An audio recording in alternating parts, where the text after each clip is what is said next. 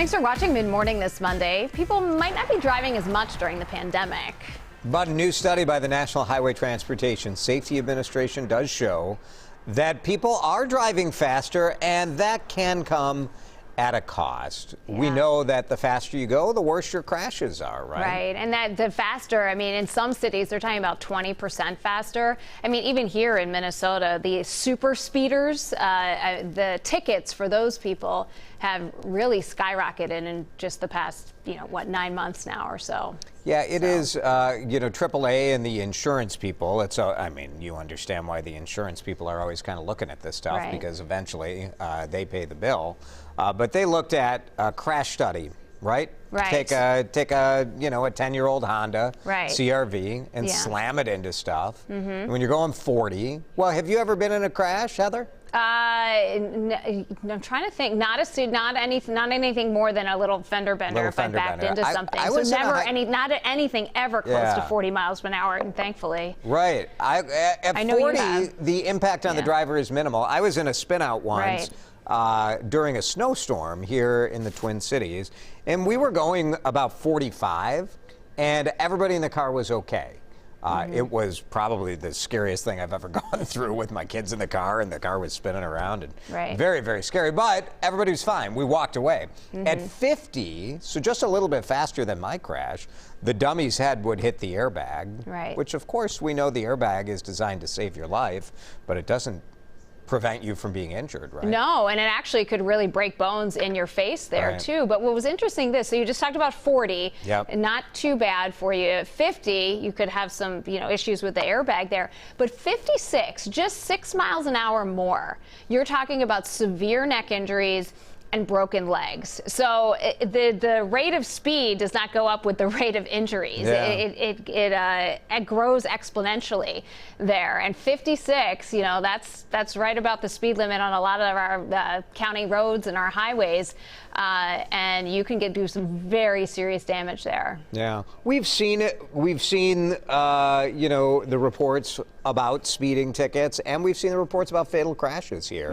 And I think it is a little counterintuitive, where you think like there are fewer people driving, there should be fewer deadly crashes, and that hasn't necessarily been the case. No, and we know over the years that these cars have gotten so much safer. That's why when you smash into a car, it can be totaled, or it can be thousands of dollars of damage, because the cars are meant to take the impact, not the people. Back when you used to have the old tanks, it was, you'd be protected there.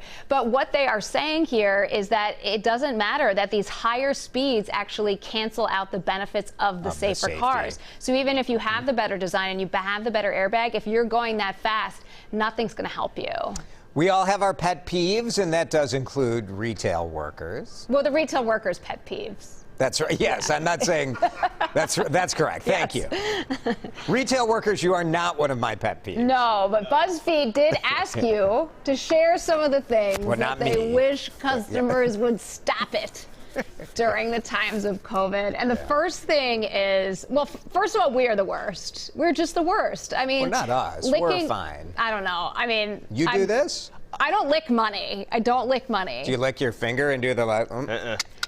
I don't do it on money, but I will admit to, I did it the other day on a plastic bag in the grocery store. I did. Did you? Oh, I did. Those are hard to get open. I just for the produce. Yes. And it's tempted. That's fine. But I had to take my mask. I had to do a little Well, you know what? Here's the thing. Like, that's not giving COVID to anyone. Like, it's okay. You have to take your mask down for half a second to open the thing. It's not that big of a deal. No, but how about this one? I give you permission. Okay, ignoring the plexiglas dividers, kind of like going around them if the person can't hear you, which I suppose defeats the purpose of the plexiglass divider. Have you ever done that, Riley? It's sort of like, and you feel so dumb as soon as you do it. Yeah. It's just I don't think I have. Got to think about it. Somebody's watching like that. I was like, God, he did it. He said he did, but he did do it. He did it. I don't know if I have. I try to be very cautious about it, for sure. I don't ever carry cash, so I don't have to worry about that one. The bag thing is always an issue, but I definitely don't lick my hands or my fingers to do it. Because I just try not to do it. Yeah. How about the phone? Like, so we're all using our phones, and it needs our face, right, for the Face ID. I have done that, but I usually try to look around where there's nobody in the same aisle as me. Then I'm like, real quick, man. Heather, I'm a little perplexed as to the people who are so desperate to try on clothing that they are doing things to try to get around the fact that the fitting rooms are closed. Yeah, for example, some of these people are trying to break into the fitting rooms is one solution to this issue for the people.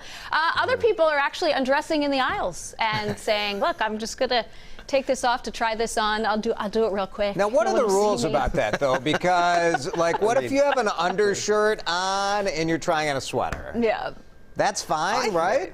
Sure. But is that fine? Pants is a different story. Well, don't do it. I believe that pants need to stay on. Yeah. In public. In the store. I definitely see people, take a shirt, their sweater off or whatever, and do that sort of thing. Pants, though, if you take your pants off, too far. The other one is the wear the mask under the nose. That's I don't like that one. What do you think's going on there? Do you think people are? I think people are doing that on purpose. My wife is kinder than me, and she thinks it's just sliding down people's nose. They don't know. Yeah. I think people are like, oh, no, it hurts. Question though, about what if you don't remember the size or the style of the jean in the back? I mean, would you go up to a sales associate and be like, can you check it out for me? You're not taking your pants off, but you need a little help. Hey, is that bad? Don't know. I don't know. Maybe might not have done that pre-COVID either, but don't know. See what happens. Report back, Riley. I will. I'll do that. Let you know how it goes. He will not lick his fingers, but he will do that. It's fine. Creepy Riley asking you to look at the tag on the inside of his pants. What size is this? Oh yeah, I've gone up a few sizes. Yeah. COVID's done that to me. Too much pizza.